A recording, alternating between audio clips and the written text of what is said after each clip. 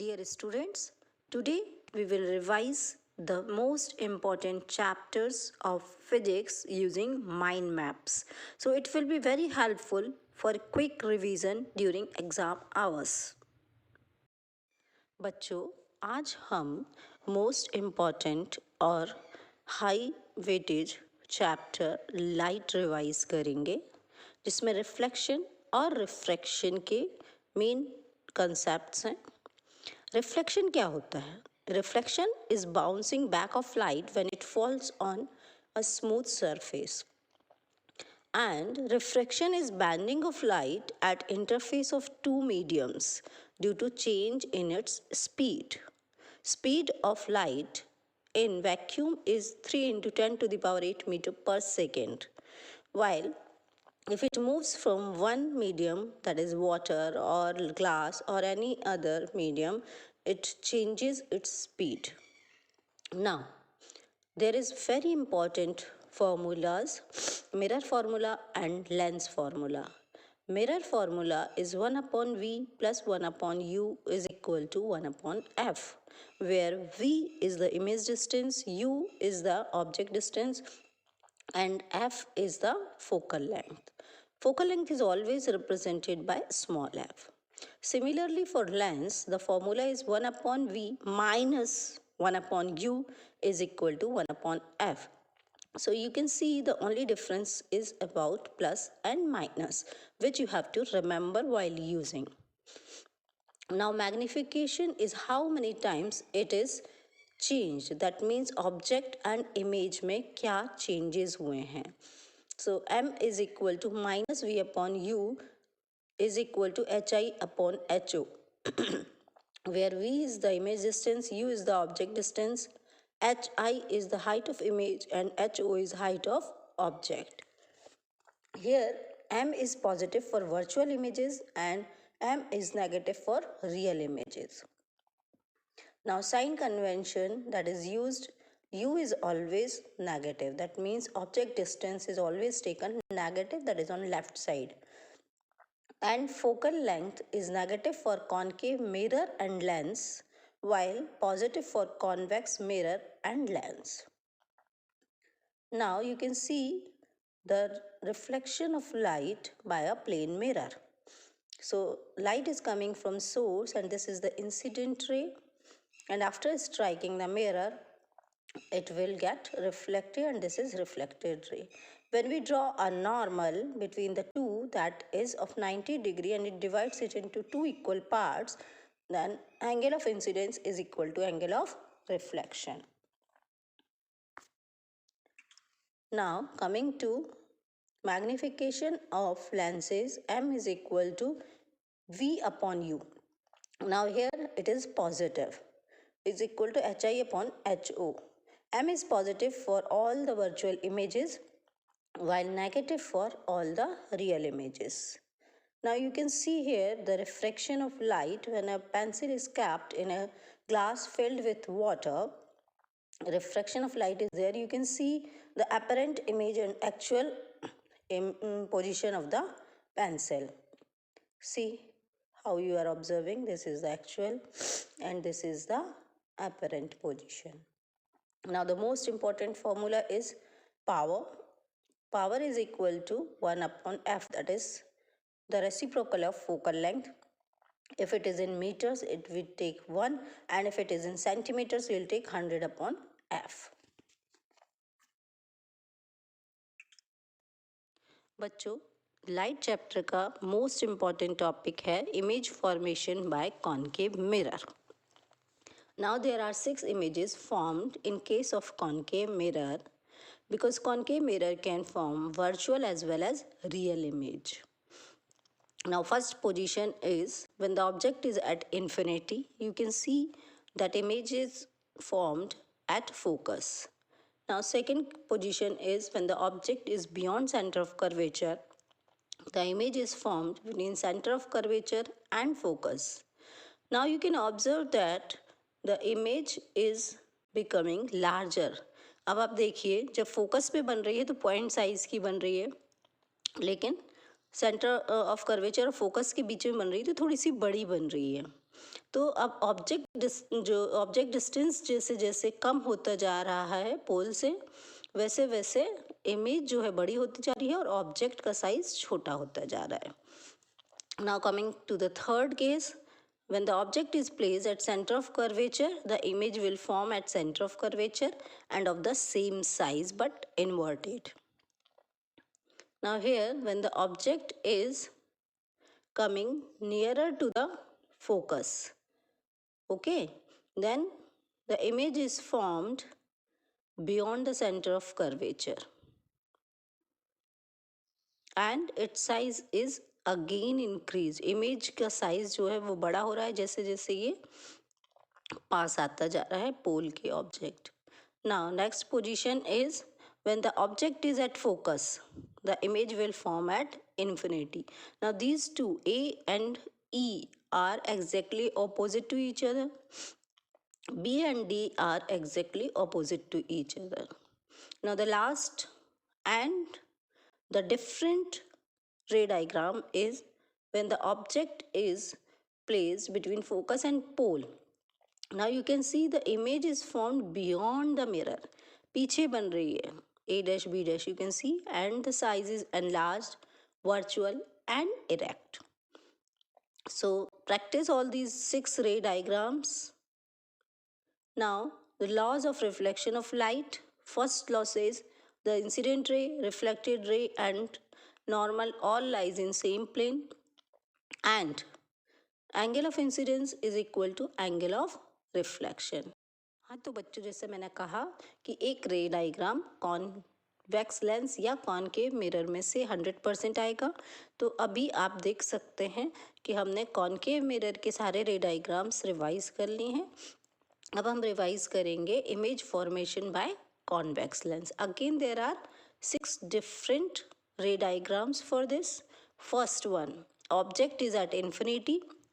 When the object is at infinity, the image will form at focus. Now you can see lens में जो है image right side में form होगी, okay, और object left side में है. Now second case, when the object is beyond center of curvature, that is beyond 2f. अब यहाँ पे center of curvature को हम 2f और 2f, so you can see 2f1 और 2f2 और f1 और f2 ले रहे हैं फोकस को. Now the image will formed where? वहाँ पे कहाँ बनी थी? Beyond center of curvature में between C and F. तो यहाँ पे भी आप देख सकते हैं between C and F ही बन रही है. Now you can also observe the image distance is represented by V, object distance is represented by U, and focal length is represented by small f. Now in third ray diagram, we can see the object is at center of curvature, that means at 2f1. So the image will form at 2f2 of the same size, and it will be inverted in this case. All these cases are inverted and the last one is virtual. Now third case, object is between f and 2f, you can see, and the image is formed beyond 2f2 and it is real and inverted. Next is when the object is at focus, the image will form at infinity. Now last one is when the object is near the pole, that means between pole and focus, the image will form on the same side and enlarged. But the image formed in all the 5 cases was inverted and real, while in this case is virtual and erect. And the second law of refraction is Snell's law, and it is equal to sin I is upon sin r is equal to n. Here n is the refractive index. Refractive index का दूसरा formula होता है n is equal to c upon v. It is a case where c is the speed of light in vacuum while v is the speed of light in some other medium. And when speed of light in vacuum is there, that means it is 3 into 10 to the power 8 we have to take, and it can be replaced by speed of some other medium also. So the refractive index formula will become speed of light in first medium upon speed of light in second medium. Now the image formation by convex mirror and concave mirror, you can see that the image formed is virtual, erect and of a small size. Now first case, when the object is between infinity and focus, you can see the object is bigger and the image formed is smaller than it, and it is a diverging mirror, so you can see that it appears to come from here on the back side. Next is when the object is placed at infinity, the image will appear to form on focus and it is of point size. Similarly, in case of concave lens, object is between infinity and optical center. This is the object that is beyond 2f1 and the image formed is between f and pole and it is of small size, virtual and erect. Now the second case, when the object is at infinity, the image will form at focus and since it is a diverging lens, the rays are coming to meet here. So in case of convex and concave mirror, you can convex mirror and convex lens, you can see the image formed is smaller than the object. Now the refraction of light through a glass slab. Now you can see the example from less denser, that means from rarer to denser medium. You can see angle I is greater than angle R, and when it is coming from rarer to denser medium, it will bend towards the normal, and if you trace the original path, it will be like this, and this is known as lateral displacement. Now similarly, from denser to less denser medium or rarer medium, then you can see glass से जब निकल के जा रही है air में वापस, then it is moving away from the normal, and you can see original path of light, you can trace this is the original path. So here angle R will be greater than angle I. When a ray of light enters a rarer medium, it bends away from the normal, and when it enters from denser medium to rarer medium, it will move towards the normal. Similarly, you can see in this diagram refraction of light through a glass slab. Next chapter in physics is human eye and colorful world. Now you can see the image of human eye where the parts are there, and the question has been asked so many times about the ciliary muscles and iris, lens and retina. So you have to remember the functions of each of these parts, and most of the time you can see the students get confused between the ciliary muscles and lens. So you can see in the second diagram the ciliary muscles कैसी दिखती हैं आपको और lens का size कैसे change होता है. देखिए ये जो है जेली लाइक स्ट्रक्चर है, and ciliary muscles you can see, these are the ciliary muscles at the corner of lens, और इसी से कर्वेचर जो है चेंज होता है ciliary muscles की हेल्प से. तो different parts are crystalline lens that is made up of jelly like substance. Aqueous humor is present here. This is a liquid. This is pupil where the light strikes first of all, then iris. Iris controls the intensity of light, then cornea, it protects the eye, you can see it is the outer layering. Then these are the ciliary muscles that is responsible for the power of accommodation. Now this is retina where the image is formed actually, and these are the optic nerves by which the message is sent to brain. And this is vitreous humor that is present in the eye, that is a liquid like substance. So remember all the parts and their functions. Now the most important topic is power of accommodation. What is power of accommodation? Power of accommodation in human eye refers to its ability to adjust the lens curvature to focus on objects at different distances. अब आप देख सकते हैं कि आपको दूर का भी इजीली दिखता है और पास में भी आप बुक रख के पढ़ सकते हैं, और आपको इन्फिनिट, सबके इनफाइनाइट पॉइंट्स डिफरेंट होते हैं। और ये सारी चीज़ें कहाँ से अचीव होंगी? Ciliary muscles. Ciliary muscles helps you a lot, which can change the shape of lens to increase the refractive power for nearby objects and decrease it for distant objects। जो दूर रखे हैं उनके लिए भी देख सकते हैं आप, और पास रखें उनको भी। When you look at nearby objects, जब आप पास की चीज़ों को देखते हैं तो सीलियरी मसल्स क्या है? कॉन्ट्रैक्ट हो जाती हैं, जिससे कि लेंस थिक हो जाता है और मोर कर्व्ड हो जाता है। लेकिन जब आप दूर की चीज़ें देख रहे हैं तो मसल्स जो हैं वो रिलैक्स हो जाती हैं, और उससे क्या होगा? लेंस फ्लैटन हो जाएगा और फोकल लेंथ इंक्रीज हो जाएगी दूर की चीज़ देखने के लिए। Now you can C in the diagram, far point is this, and you can see here this is the object image। Expanded eye lens दिख रहा है आपको, और फोकल लेंथ इंक्रीज हो रही है और पावर डिक्रीज हो रही है। Similarly when the near point is there, what is the near point? 25 centimeter, and far point of normal human eye is infinity। so lens you can see nearby objects में lens जो है वो contract हो रहा है और focal length decrease हो रही है, जिससे कि पावर इंक्रीज हो रही है इसकी। समझ में आ रहा है आप लोगों को? So one question can be expected from this. Defects and correction of human eye. Two main defects of human eye are myopia and hypermetropia।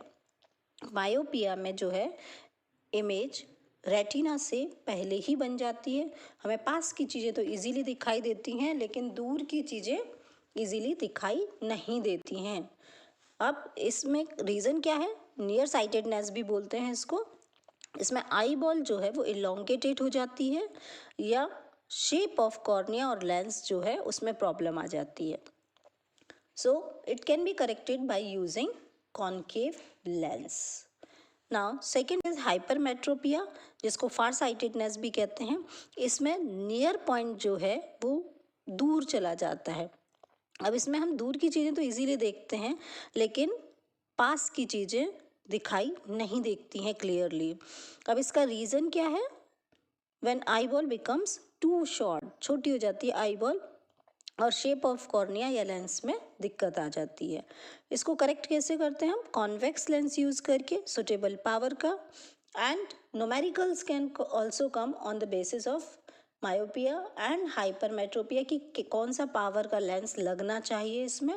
And this is the most important topic. हर साल myopia और hypermetropia में से एक question ज़रूर आता है। So prepare well all the रे diagrams and cause and how it can be corrected. Next is the different natural phenomena. First is dispersion of light.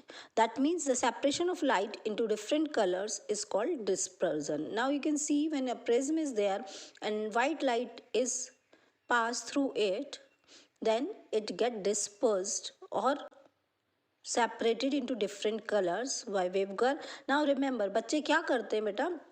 वेवगर को ऊपर से शुरू कर देते हैं, वायलेट और Indigo, but this is opposite. नीचे से स्टार्ट करना है वायलेट को और रेड तक लेके आना है। सेकेंड, रिकॉम्बिनेशन के ऊपर भी काफ़ी बार क्वेश्चन पूछे गए हैं। जब आप एक प्रिज्म सीधी रखेंगे और दूसरी उसके पास ही उल्टी रख देंगे तो जो वाइट लाइट है आ रही है यहाँ पे डिस्पर्स हो रही है और दूसरे प्रिज्म में रिकम्बाइन हो रहे हैं और आपको वाइट लाइट जो है स्क्रीन पर मिल जाएगी। So this is recombination. One question is expected from this. And second phenomena is atmospheric refraction, refraction through the particles present in the atmosphere. अब आपने रेनबो तो देखा होगा बेटा सभी ने, तो अब वो कैसे फॉर्म होता है? सन की जो वाइट लाइट है वो आ रही है, रेन ड्रॉप पे जब पड़ती है तो यहाँ पे कितने सारे फिनोमिनाज होते हैं, रिफ्रैक्शन होता है, डिस्पर्जन होता है, टोटल इंटरनल रिफ्लेक्शन होता है, और जब ये लाइट रे वापस इस ड्रॉप से निकलती है हमारी आंखों तक जाती है तो हम रेनबो देख पाते हैं। Similarly, you can see in the next slide also formation of rainbow, incoming sunlight, and here you can see This is angle of 42 degree. Incoming sunlight is reflected and dispersed at angle of 42 degree by water droplets. Reflected and dispersed light enters in your eyes. Now the next phenomena of atmospheric refraction is, आप देख सकते हैं apparent position of sun यहाँ पे है जबकि actual position यहाँ है, तो 2 मिनट पहले आप इसको सन को देख सकते हैं सनराइज के टाइम, और 2 मिनट बाद तक भी देख सकते हैं आप सनसेट के बाद। नेक्स्ट टॉपिक है scattering of light. Scattering of light वो फिनोमेना है जिसमें लाइट पार्टिकल्स या फोटोन्स को लाइट करते हैं पार्टिकल्स से एटमॉस्फेयर के और दूसरे मीडियम से, और जो चेंज हो जाता है डायरेक्शन, और कभी कभी तो फ्रीक्वेंसी भी चेंज हो जाती है। Now you can C blue light जो है वो स्कैटर्ड सबसे ज़्यादा होती है। When light comes directly from the sun, blue light get scattered. That's why we can see the sky as blue. Now there is one experiment or activity that you can see in your NCERT book. इसके बारे में भी question पूछा जाता है, scattering of light in colloidal solution. Refraction of light with a glass prism. Now there is a glass prism and you can C incident light जो कि monochromatic है। मोनोक्रोमेटिक लाइट मतलब एक ही कलर की लाइट होती है। White light consist of all colours, लेकिन monochromatic light में केवल एक ही कलर की होती है। अब जो रे है वो बेंड्स टूवर्ड्स द नॉर्मल होगी, you can see since rare to denser medium, glass is a denser than air. Now अब आप यहाँ पे देख सकते हैं कि एयर में जब वापस जा रही है ये, तो क्या हो रहा है, ray bends away from the normal, glass से एयर में जा रही है, where ray would have gone if prism had not been there. अब अगर एक्चुअल पाथ हम ट्रेस करते हैं तो ये वाला होगा, और ये कहलाता है एंगल ऑफ डेविएशन। सो उसमें क्या था, ग्लास स्लैब में लैटरल डिस्प्लेसमेंट, प्रिज्म में है क्या है, angular deviation. Now the most important and difficult chapter of class 10th is electricity. Now the important points of chapter electricity is electric circuit. Electric circuit क्या होता है बेटा, जब जितने भी डिवाइसेस आपने उसमें यूज़ किए हैं किसी भी सर्किट में, उसको कंप्राइज करना, उसको जोड़ने का प्रक्रिया या प्रोसेस जो है, ये इस तरह से आपको सिंबलिकल फॉर्म में दिखाई जाएगा। That is electric circuit. एक पाथ फॉर्म हो रहा है, close path, that gives for electrons to flow. This is electric circuit. Now electric current. Electric current is defined as the flow of electric charge through any cross section of a conductor in a particular time. So it is represented by capital I, and capital I is equal to Q by T. Q is the charge and T is the time. Now इसका ऐसा unit क्या होगा, charge का होता है coulomb, time का second, so it's coulomb per second, and it is represented by capital A ampere. Ampere is the SI unit of current. Now इसको major करने के लिए जो डिवाइस होता है वो कहलाता है एमीटर, जो कि हमेशा सीरीज में कनेक्ट होता है किसी भी सर्किट में. ना charge on one electron, remember it, 1.6 into 10 to the power minus 19 coulombs. Now second is electric potential. Electric potential क्या होता है बेटा, it is the amount of electrical potential energy of a point, and it can be expressed as the amount of electrical potential energy between 2 points in a electric circuit, and it is equal to the work done to move a unit charge from one point to another, and it is represented by capital V. Capital V is equal to W upon Q, that is work done upon charge. And work done का ऐसा unit होता है joule, charge का coulomb, तो coulomb है ना, तो ऐसा यूनिट पोटेंशियल डिफरेंस का होगा volt. And it is always connected, volt meter जो कि इसको मेज़र करने के काम में आता है डिवाइस, उसको हमेशा पैरेलल में कनेक्ट करते हैं किसी भी सर्किट में. अब इलेक्ट्रिक पोटेंशियल और इलेक्ट्रिक करंट को यूज़ करके ओम्स ने एक्सपेरिमेंट किया और एक नया टर्म दिया जिसको बोलते हैं रेजिस्टेंस. एंड उन्होंने ग्राफ बनाया डिफरेंट वैल्यूज़ लेके V और I के बीच में. इस ग्राफ के ऊपर भी कई बार क्वेश्चंस पूछे जाते हैं, MCQs में तो 100%. So V is equal to IR, this is known as Ohm's law. अब रेजिस्टेंस निकालना है तो R is equal to V upon I। You can see V और I डायरेक्टली प्रोपोर्शनल है, इसलिए ये जो ग्राफ है आपका वो स्ट्रेट लाइन है। एंड R रेजिस्टेंस जो है वो इन्वर्सली प्रोपोर्शनल है करंट के, तो रेजिस्टेंस बढ़ाएंगे तो करंट कम होगा और रेजिस्टेंस कम करेंगे तो करंट बढ़ेगा। और जो रेजिस्टेंस है वो डिपेंड करता है लेंथ ऑफ द वायर पर, एरिया ऑफ क्रॉस सेक्शन पर, और मटेरियल कौन सा यूज़ किया है उस वायर को बनाने के लिए या उस कंडक्टर को बनाने के लिए। और इसके बीच में रिलेशन होता है R is equal to rho L by A। Here rho is the resistivity. Okay, now next is electrical power. Power is equal to work done upon time, and here work done is represented by heat energy. Work and energy are equivalent to each other, so here we have considered as H by T, and that is equal to VIT upon T। तो T cancel हो जाएंगे तो energy क्या आ जाएगा VI। So power is equal to VI। इसका SI unit होता है वॉट, और कमर्शियल यूनिट क्या होता है किलोवाट भी होता है, more bigger unit. Electrical energy में जूल्स लॉ ऑफ हीटिंग बहुत इंपॉर्टेंट है। Now E is equal to H, energy in terms of heat is equal to VIT। Now SI unit is kilowatt hour, and 1 kilowatt hour is equal to 3.6 into 10 to the power minus 6 joules। Remember this to use in your numericals। तो इसमें से इस chapter में से रे diagram तो नहीं आएंगे बेटा, इसमें से आएगा सर्किट डायग्राम और numericals. So please read all the concept properly, specially factors affecting resistance. इस फॉर्मूले के ऊपर एक क्वेश्चन बनता है, ग्राफ के ऊपर एक क्वेश्चन बनता है, जूल्स लॉ ऑफ हीटिंग के ऊपर एक क्वेश्चन बनता है, एंड न्यूमेरिकल डेफिनेटली आएगा इस चैप्टर में। सो practice numericals from this chapter। Now resistance versus resistivity। Resistance represent किया जाता है इस तरह से, और रेजिस्टिविटी निकालने के लिए जैसे आपने एक वायर लिया है, वायर कैसा होता है बेटा सिलेंड्रिकल वायर की ये लेंथ है जिसको स्मॉल एल से रिप्रेजेंट किया गया है। Area of cross section is represented by capital A. Area of cross section आप देख सकते हैं सर्कुलर है, तो इसको निकालने के लिए पाई आर स्क्वायर यूज़ करेंगे हम। Resistivity is represented by rho, तो रिलेशन बनता है R is equal to rho L by A. इसके ऊपर एक न्यूमेरिकल 100% आएगा। आर जो है रेजिस्टेंस, उसका ऐसा यूनिट होता है ओम, रेजिस्टिविटी का होता है ohm metre. Now combination of resistance can be done in either series और पैरेलल।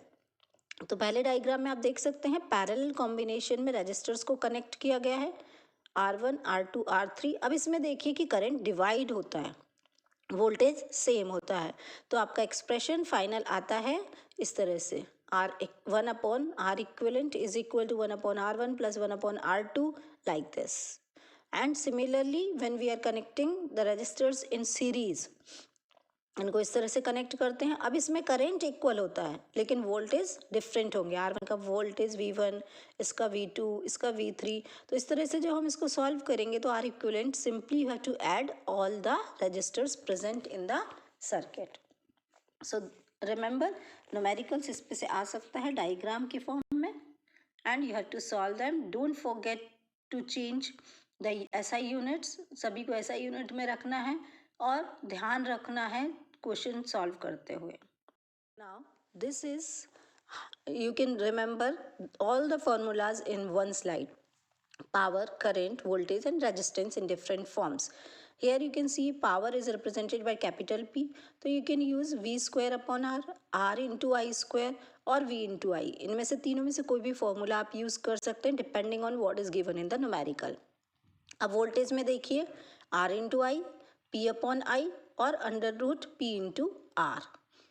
नाउ करंट फाइंड करने के लिए पावर और रेजिस्टेंस दिया है तो under root P upon R, P upon V और V अपॉन आर। रेजिस्टेंस निकालने के लिए V upon I, V square upon P और P upon I square. So remember all these formulas to solve the different numericals. Now, what is magnetic field? किसी भी magnet के around जो भी field experience की जाती है, मैग्नेटिक फोर्स एक्सपीरियंस किया जाता है, उसको मैग्नेटिक फील्ड की कहते हैं। इसका यूनिट होता है टेस्ला। मैग्नेटिक फील्ड के मैग्नीट्यूड और डायरेक्शन दोनों होते हैं, इसलिए ये एक वेक्टर क्वांटिटी है। अब आप देख सकते हैं कि इमेजिनरी लाइंस हैं किसी भी मैग्नेट के आसपास, उसको मैग्नेटिक फील्ड लाइंस कहते हैं। अब मैग्नेटिक फील्ड लाइंस जो कि यूनिफॉर्म है, अंदर देख सकते हैं, और बाहर जो है वो नॉर्थ से साउथ की तरफ अब उनका डायरेक्शन है। सो फील्ड लाइंस जो हैं वो नॉर्थ से साउथ की तरफ जा रही हैं, लेकिन अंदर आप देखेंगे तो साउथ टू नॉर्थ होती है। एंड इसकी प्रॉपर्टीज़ बहुत इंपॉर्टेंट हैं मैग्नेटिक फील्ड लाइंस की, जो हर साल एक क्वेश्चन 100% आता है। इसमें आप देखिए मैग्नेटिक फील्ड की जो स्ट्रेंथ है वो पोल्स पे ज़्यादा है और यहाँ पर कम है सेंटर पर। मैग्नेटिक फील्ड का डायरेक्शन आपने देख लिया। आप ये देख लें कि ये क्लोज्ड कर्व बना रही हैं और ये एक दूसरे से कभी भी इंटरसेक्ट नहीं कर सकती हैं, क्योंकि दो डायरेक्शन किसी भी मैग्नेटिक फील्ड के पॉसिबल नहीं हैं। इनसाइड क्या है, साउथ टू नॉर्थ। अब स्ट्रेंथ जो है मैग्नेटिक फील्ड की वो किस पे डिपेंड करेगी, degree of closeness of field lines, कितने ज़्यादा पास हैं। तो आप देख सकते हैं पोल्स पे मैग्नेटिक फील्ड लाइंस ज़्यादा पास हैं। अब बार मैग्नेट की फील्ड लाइंस आपको दिखाई गई हैं। अब बिटवीन टू बार मैग्नेट्स, दो बार मैग्नेट्स को जब पास रखेंगे तो attraction between opposite poles you can see. And अगर रिपल्शन कब होगा, जब दो सिमिलर पोल्स को पास में रखेंगे। जैसे नॉर्थ और नॉर्थ को या साउथ और साउथ पोल को एक साथ रख देंगे तो रिपल्शन होगा, नॉर्थ साउथ को रखेंगे तो अट्रैक्शन होगा। सो repulsion. Now, the most important topic of this chapter is magnetic field patterns. तीन magnetic field patterns आप देख सकते हैं इसमें, स्ट्रेट कंडक्टर, सर्कुलर लूप और सोलेनॉइड। स्ट्रेट कंडक्टर में आप देख रहे हैं कि कॉन्सेंट्रिक सर्कल्स दिखाई दे रहे हैं आपको। एक इलेक्ट्रिक सर्किट से कनेक्ट किया गया है और बीच में कार्डबोर्ड है, उसमें से वायर को आपने पर्स करके उसमें निकाला है। अब इलेक्ट्रिक करंट का direction positive to negative terminal होता है। अब जो मैग्नेटिक फील्ड का डायरेक्शन है उसको आप राइट हैंड थंब रूल से निकाल सकते हैं। आप इमेजिन करिए कि आपने वो वायर को अपने राइट हैंड में पकड़ रखा है and thumb is pointing towards the direction of current. तो फिंगर्स जो रैप हो रही हैं around the conductor, that gives you the direction of magnetic field. And आप कॉन्सेंट्रिक सर्कल्स के फॉर्म में वो देख सकते हैं। And second is circular loop. अब इसको, इसी वायर को दो किस तरह से लूप के फॉर्म में बना दिया गया है। तो मैग्नेटिक फील्ड लाइंस आपको दो जगह दिखाई दे रही हैं। अब दोनों जगह आप right hand thumb rule use करेंगे मैग्नेटिक फील्ड लाइंस के डायरेक्शन को फाइंड करने के लिए। देख सकते हैं फर्स्ट में आपका डायरेक्शन ऑफ करंट अपवर्ड है, तो मैग्नेटिक फील्ड की जो लाइन है वो एंटी क्लॉकवाइज होंगी। सेकेंड साइड में आप जा रहे हैं तो मैग्नेटिक फील्ड लाइंस का जो डायरेक्शन है वो क्लॉकवाइज है, because direction of current is downward. Third है सोलेनॉइड। अब सोलेनॉइड क्या होता है बेटा, solenoid is a coil of many circular turns. अभी पहले स्ट्रेट वायर लिया, फिर उसको एक बार टर्न किया, अब बहुत सारे टर्न्स लेंगे और एक कॉइल के फॉर्म में ले लेंगे and then insulated copper wire को रैप कर लेंगे स्लेंडर शेप के उस पे कंडक्टर पे। Then the end of solenoid having clockwise current acts as south, while on the other hand having anti-clockwise current as north pole. So remember scan. Okay. Now इसके लिए क्या करना है आपको, याद रखना है तीनों में से एक पैटर्न 100% आपके 2026 के एग्जाम में आप देख पाएंगे। डायग्राम प्रॉपरली बनाइएगा, प्रॉपरली एक्सप्लेन कीजिएगा और इसके साथ ही आप उसका रूल भी एक्सप्लेन कीजिएगा। Now the next is current carrying conductor in a magnetic field. इसमें एक हॉर्स शू मैग्नेट को सर्किट से कनेक्ट करके यहाँ पे स्टैंड पे टाई किया गया है। आप देख सकते हैं कि इसका डायरेक्शन जो है मूव होगा according to change in current and you can take the Fleming's left hand rule to find the direction. Thumb gives the direction of force, index finger gives the direction of magnetic field and Middle finger gives the direction of electric current. So you can use to find the direction of magnetic field by using Fleming's left hand rule. Next and the last topic is domestic electric circuit. Now you can see here the circuit is connecting with earth wire, live wire and neutral wire, and there is a electricity board fuse then connected to electricity meter, and distribution is given through distribution box that connects the main switch and fuse for each circuit.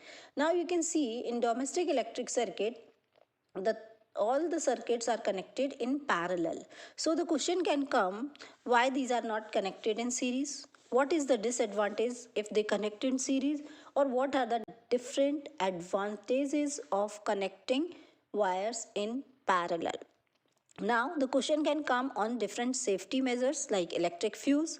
Electric fuse क्या होता है? एक protective device होता है जो कि circuit को protect करता है शॉर्ट सर्किट और ओवरलोडिंग से।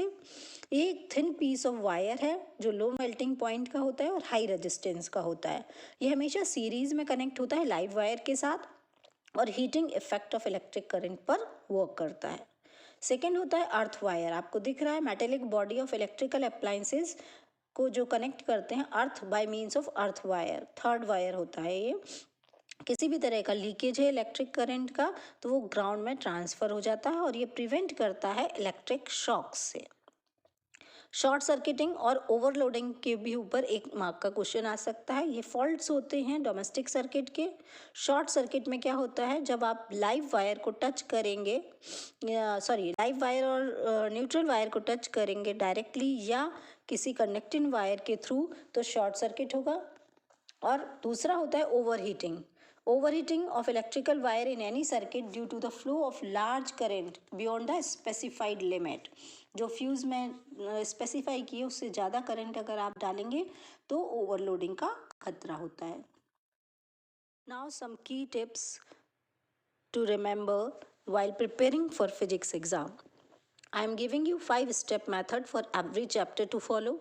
Step 1 में कंसेप्ट को आप अच्छे से समझिए, फिर इसके शॉर्ट नोट्स बनाइए जो कि मैंने ऑलरेडी आपको रिवीजन के टाइम में यहाँ ऊपर देख सकते हैं आप, जिसमें definition, laws, important points, 1 line explanation, diagram और एक्टिविटीज़ रिलेटेड कंसेप्ट, ये सारे आपके नोट्स में होने चाहिए। थर्ड है जितने भी इम्पॉर्टेंट फार्मूलेज हैं ऑलरेडी मैंने स्लाइड्स में बता दिए आपको, इनको एक सेपरेट नोटबुक में लिख लीजिए और बार बार रिवाइज करिए उनके यूनिट्स, सिंबल्स, और इन सभी को एटलीस्ट रिवाइज करना चाहिए 5 से 10 मिनट। फिर आपको न्यूमेरिकल्स डेली प्रैक्टिस करनी है, specially from chapter light and electricity. Exercise करनी है क्वेश्चंस की प्रॉपर फॉर्मेट में बता रही हूँ आपको, ये यूज़ करना है प्रॉपरली हर एग्ज़ाम में, वो फिजिक्स का हो या मैथ्स का हो। तो गिवन लिखना है, टू फाइंड लिखना है प्रॉपरली, फॉर्मूला जो भी आप यूज़ कर रहे हैं, फिर उसको सब्स्टिट्यूशन कर रहा है आपने, फिर फाइनल आंसर प्रॉपर यूनिट में। बहुत से बच्चे क्या है यूनिट लिखना भूल जाते हैं आंसर के साथ और लास्ट में उसको बॉक्स में डाल दीजिए आंसर को। डायग्राम्स की प्रॉपर प्रैक्टिस करिए, स्पेशली रे डायग्राम्स और सर्किट डायग्राम्स। फिर मैग्नेटिक फील्ड लाइंस कैसे बनाते हैं, ह्यूमन आई में डिफेक्ट्स और करेक्शन। अब जितने भी ये डायग्राम्स हैं उनको प्रॉपरली पेंसिल से बनाइए और नीट और लेबल डायग्राम बनाइए। Practice at least 2 diagrams daily for better result. आपके एग्ज़ाम्स नियर बाय हैं तो एग्ज़ाम हॉल के लिए भी कुछ टिप्स याद रखिएगा, स्पेशली फिजिक्स के लिए। पूरा क्वेश्चन पेपर 5 से 10 मिनट में पढ़ लीजिए पूरा और आइडेंटिफाई कर लीजिए कि आपके लिए कौन से क्वेश्चंस इजी हैं, कौन से मीडियम और कौन से न्यूमेरिकल हैं और कौन से हैवी बेस्ड क्वेश्चंस हैं। हैवी लग रहे हैं आपको, समझ में नहीं आ रहे हैं। आप जो क्वेश्चंस में आप बहुत ज़्यादा कॉन्फिडेंट हैं और इजी लग रहे हैं वहीं से स्टार्ट कीजिए। इंटरनल चॉइसेस को चेक करना ना भूलिए। डायग्राम बेस्ड क्वेश्चंस कौन से हैं उनको मार्क कर लीजिए।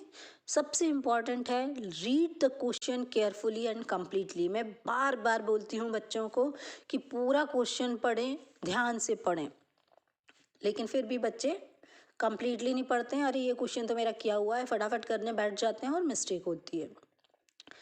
दूसरा है आपका कि हाईलाइट मत करिए मिस्टेक्स को अपनी, बार बार कट के, बहुत से बच्चे उसको पूरी तरह से कट कर देते हैं, कुछ भी मिस्टेक हो गई है तो उसको बस केवल एक लाइन से, और हो सके तो पेंसिल से कट कीजिए। न्यूमेरिकल्स के जो क्वेश्चन हैं उनको केयरफुली अटेम्प्ट करिए, स्टेप्स बिल्कुल मिस मत कीजिए क्योंकि सीबीएसई स्टेप वाइज मार्किंग करती है। फाइनल आंसर्स को बॉक्स में रखना मत भूलिए। डायग्राम्स जहाँ पर भी पॉसिबल है, अगर लग रहा है कि नहीं पूछा है क्वेश्चन में, तब भी लास्ट में जब आप रिवाइज कर रहे हैं तब बना दीजिए साइड में। आंसर्स को पॉइंट्स में लिखिए। पैनिक बिल्कुल मत कीजिए। Physics rewards logic, logic apply कीजिए, आपको अवार्ड मिलेंगे, रिवॉर्ड्स मिलेंगे मार्क्स के रूप में। अब हम बात कर लेते हैं कुछ कॉमन मिस्टेक्स की जो कि फिजिक्स के पेपर में बच्चे करते हैं। सबसे इम्पॉर्टेंट, न्यूमेरिकल्स करने के टाइम यूनिट्स को स्किप कर देते हैं, सेम यूनिट्स में कन्वर्ट करना भूल जाते हैं, एलसीएम प्रॉपर नहीं लेंगे, या मिस्टेक कहाँ होगी, कैंसलिंग में, ऊपर नीचे न्यूमरेटर डिनोमिनेटर में जब कैंसिल कर रहे हैं। फिर सिंबल्स यूज़ करने में, टाइम के लिए स्मॉल टी होता है, टेम्परेचर के लिए कैपिटल टी, है ना। मगिंग फार्मूलाज विदाउट अंडरस्टैंडिंग, पहले आप उनको समझिए किसी भी फॉर्मूले को, तभी लर्न कीजिए, नहीं तो वहाँ पे आप गलती करेंगे पक्का। आप न्यूमेरिकल्स की प्रैक्टिस नहीं करी तो वहाँ जाके तो फिर कैसे समझ में आएगा न्यूमेरिकल। न्यूमेरिकल में सब कुछ दिया होता है बेटा, तब भी बच्चों को डर लगता है न्यूमेरिकल्स से। आप प्रॉपरली प्रैक्टिस करेंगे तो डर नहीं लगेगा, गिवन उसमें ही होगा, फाइंड क्या करना है आपको उसी में होगा। अगर आपने प्रैक्टिस की होगी तो फॉर्मूलेज आपको याद होंगे, use the formula and solve them by basic mathematical terms. Now diagrams को इग्नोर मत कीजिए, उसकी प्रैक्टिस ज़रूर कीजिए, और वहाँ पे भी आप बनाने की कोशिश ज़रूर कीजिए, कोई भी क्वेश्चन आप छोड़िएगा मत। फिजिक्स का मतलब ये कंसेप्ट, फॉर्मूला और application. Don't start memorising blindly, समझिए फिजिक्स को, तभी आप अच्छे से कर पाएंगे। All the best. Thanks for watching. Please like, share and subscribe.